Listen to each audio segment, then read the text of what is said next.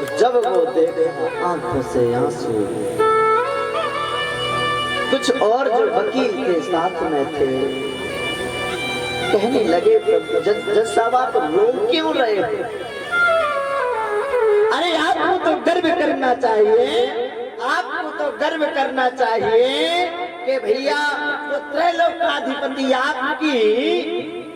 आपके कोर्ट में खड़ा होकर गवाही देने के लिए किसी निर्दोष को बचा गया।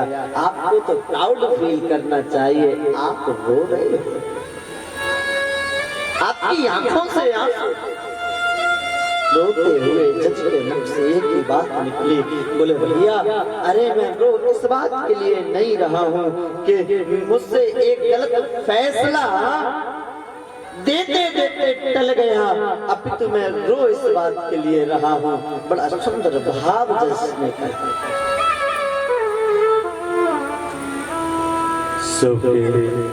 सारद से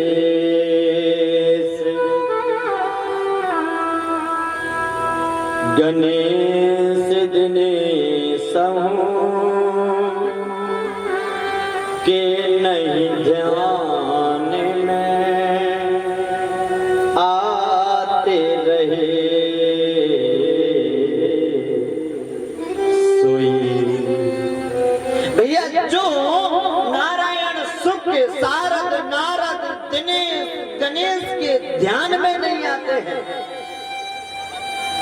जो इन किसी के ध्यान में नहीं आते हैं, वह क्या हुआ? सोई आज विनीत अदालत में कि बेटा के गवाह कहते रहे।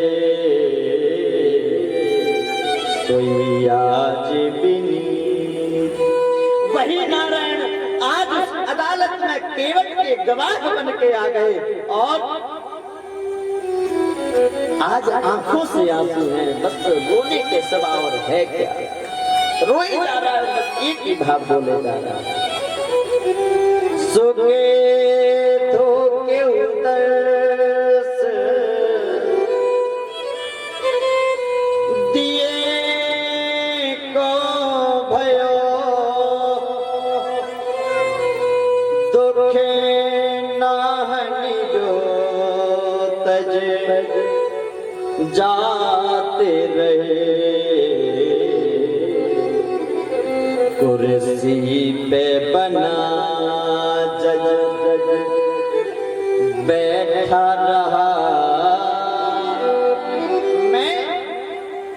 अरे भैया जो दर्द मुझे धोखे से प्राप्त हुआ है, आज देखो बंधुओं मेरी अदालत में जब वो आए, मैं कुर्सी पर जज बनकर बैठा रहा और जिसकी अदालत में एक दिन इस समस्त ब्रह्मांड को जाना है, आज मैं इतना ढीठ कैसे बन गया?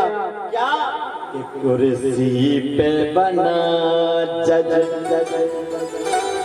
बैठा रहा, जगदीश खड़े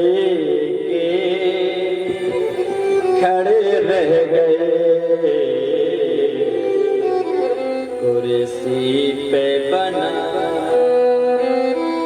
मैं जानता हूँ जिसकी अदालत में एक दिन सबको जाना है, मैं जानता हूँ जिसकी अदालत से महाराज छुटकारा नहीं पा सकते।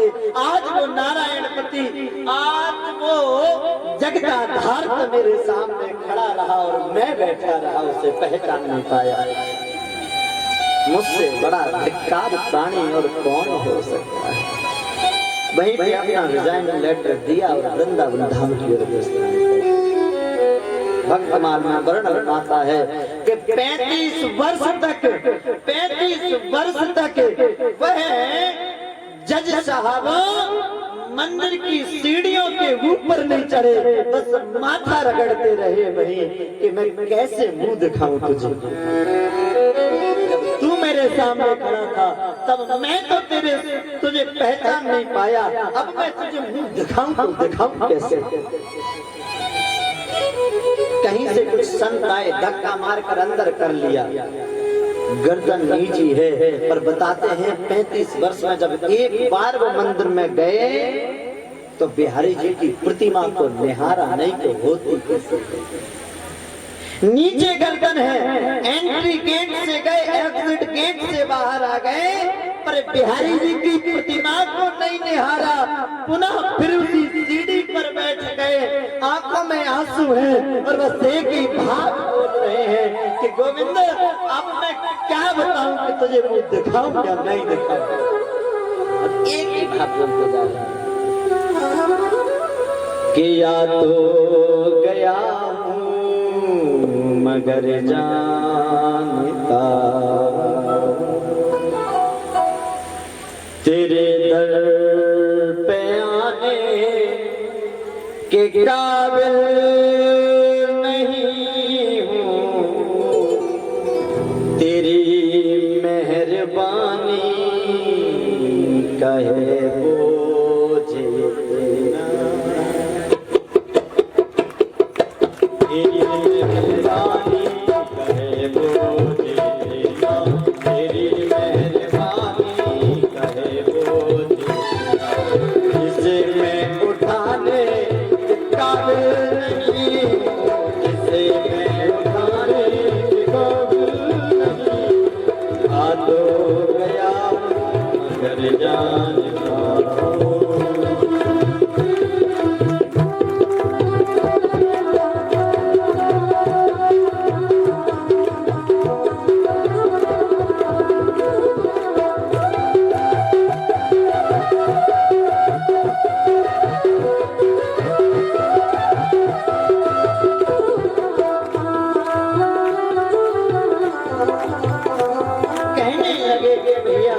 कृष्ण तूने जो मेहरबानी मुझ पर की है ना, मैं क्या बताऊं, बताने के काबिल नहीं हूं, बताने के काबिल।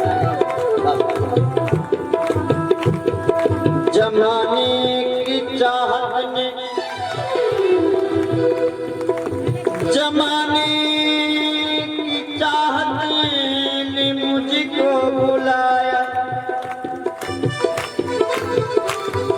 मगर नाम मेरी जुबां पर न आया, मगर नाम मेरी जुबां पर न आया, मगर नाम मेरी जुबां पर न आया, मगर नाम मेरी जुबां पर न आया।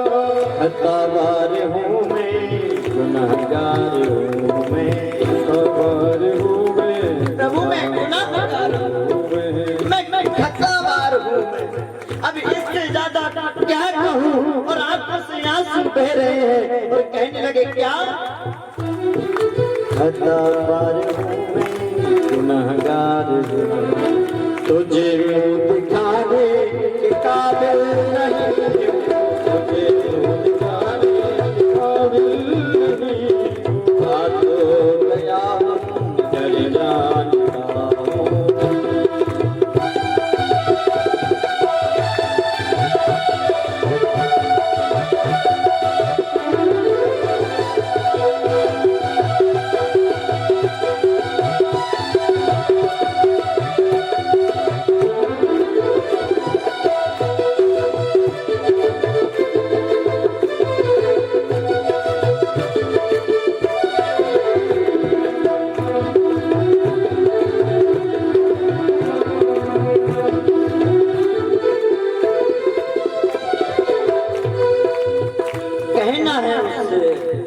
प्रभु मैं आखिर मुख से तेरा वर्णन, मैं तो उसके काबिल भी नहीं।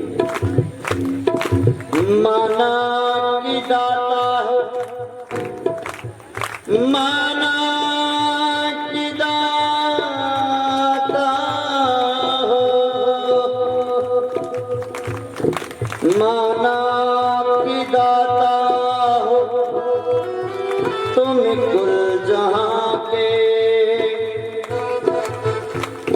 मगर कैसे दामन में फैलाऊं आके,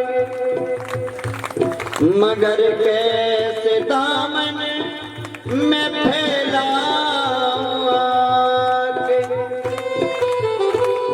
जो अब तक दिया है वही गम नहीं है, जो अब तक दिया है गम नहीं। प्रभु जो अब तक दिया वो भी कम नहीं है, अब और मत देना। बोले क्यों? मैं कर्जा चुकाने के काबिल नहीं, कर्जा चुकाने के काबिल नहीं, हाथ गया हाथ गया तेरे दर पे आने के काबिल नहीं, तेरे दर पे आने के काबिल नहीं, हाथ गया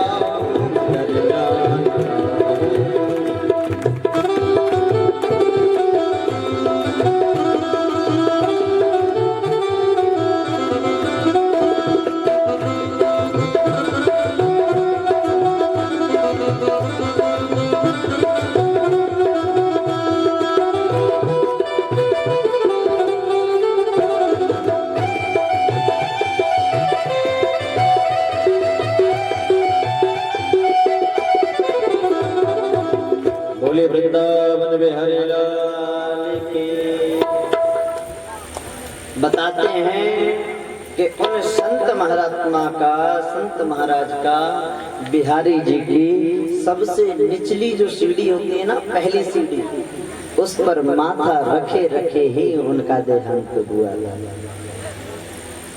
आप कल्पना करिए, हम अगर वृंदावन जाते हैं, हम अगर बिहारी जी जाते हैं, या हम जिस भी मंदिर में जाते हैं, तो मैं सत्यता बताऊं तो हम दर्शन करने के लिए जाते ही नहीं हैं। तो फिर जाते क्यों हैं? बोले गालों पे राधे राधे लिखा कर सेल्फी लेने के लिए जाते हैं। बिल्कुल सत्यता बताओ। भगवान पीछे खड़े हैं, ठाकुर जी का तो बैकग्राउंड दे रखा है, खुद को फ्रंट पे रखा हुआ है। हाँ? देखो, जब नारायण को फ्रंट में रखना चाहिए, उनको तो महाराज बैक में रखा हुआ है और खुद फ्रंट पे रखा हुआ है, सेल्फी ले रहे हैं।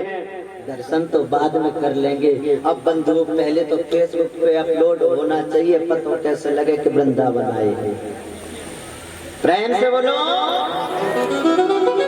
आज भी वृंदावन में अगर कोई जाता है तो 90% लोग सिर्फ सेल्फी लेने के लिए जाते हैं, एंजॉय करने के लिए जाते हैं, दर्शन करने के लिए कौन जाता है? धन्य है वो संत जिनको मेरे ठाकुर जी की सीढ़ी पर मरण मिला हो। धन्य है वो संत। मेरे गुरु जी कहते हैं कि भैया जन्म तो कुत्ते बिल्ली भी लेते हैं, जन्म तो अरे कुत्ते बिल्ली भी लेते हैं, कीट पतंगे तक लेते हैं। वास्तविकता में तो मरण होना चाहिए कि मरा कैसे है। सार्थक मरना होना चाहिए, जन्म लेना नहीं। आपके जन्म लेने से महाराज कोई फर्क नहीं पड़ता, लेकिन आपके मरने से जरूर फर्क पड़ता है। और वो दो प्रकार का फर्क पड़ता है। क्या? बोलिए, एक तो सुख होता है और दूसरा दुख होता है। प्रेम से बोलो।